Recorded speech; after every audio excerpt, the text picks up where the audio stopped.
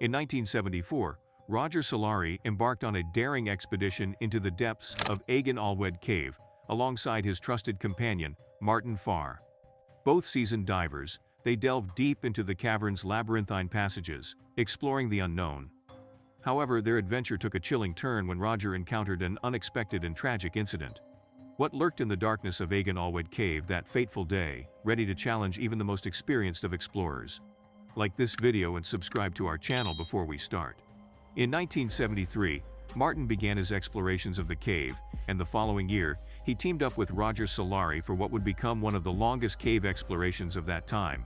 Roger, undoubtedly one of the most skilled cave explorers in Great Britain, had already ventured into various underwater caverns across Yorkshire, South Wales and Ireland. Despite his reserved nature, he was highly esteemed and admired in the diving community for his unwavering dedication and fearlessness in the face of challenges. On June 15, 1974, Roger and Martyn embarked on their journey into Agen Allwedd Cave, with Martyn recognized as a leading figure in exploratory cave diving worldwide.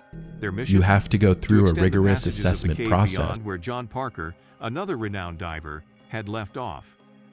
This was no small feat, considering that just 2 years prior, in 1972, Parker and Jeff Phillips had discovered an additional 1,476 feet of passageway, bringing the total length to 1,969 feet.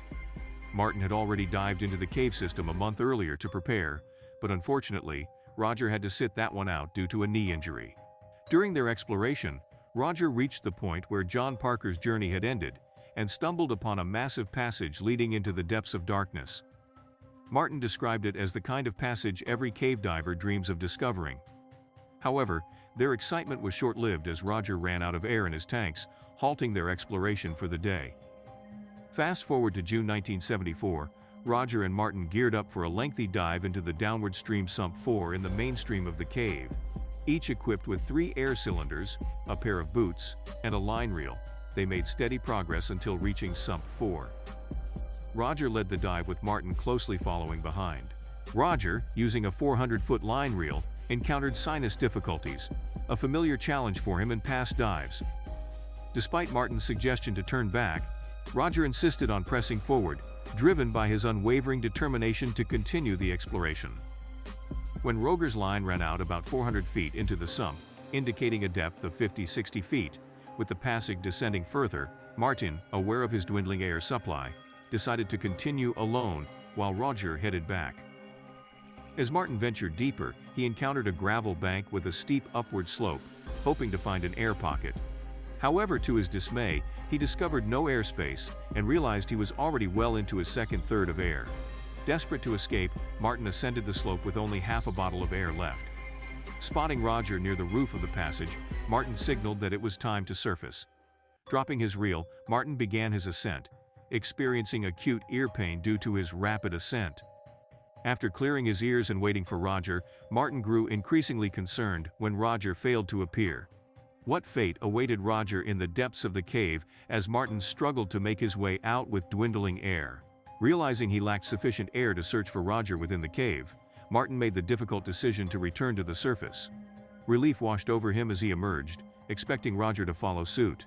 However, as minutes turned to hours with no sign of Roger, Martyn's concern grew. Confronted by the dwindling air supply, he faced the uneasy choice of waiting or risking a return to the cave with his limited reserve. With a sense of urgency, Martyn re-entered the cave, pulling the line. However, to his dismay, he found the line slack and discovered it had been cut about 30 feet after the joint. Unable to proceed safely, Martyn resurfaced, waiting anxiously for Roger's return. When John Elliott and friends, concluding a 9-hour dive nearby, learned of Roger's absence, they reported the situation to the police and the cave rescue team. Notably, John Parker, a seasoned diver, was called in to assist. On Sunday evening, the team attempted a recovery dive but faced poor visibility due to heavy rainfall in South Wales.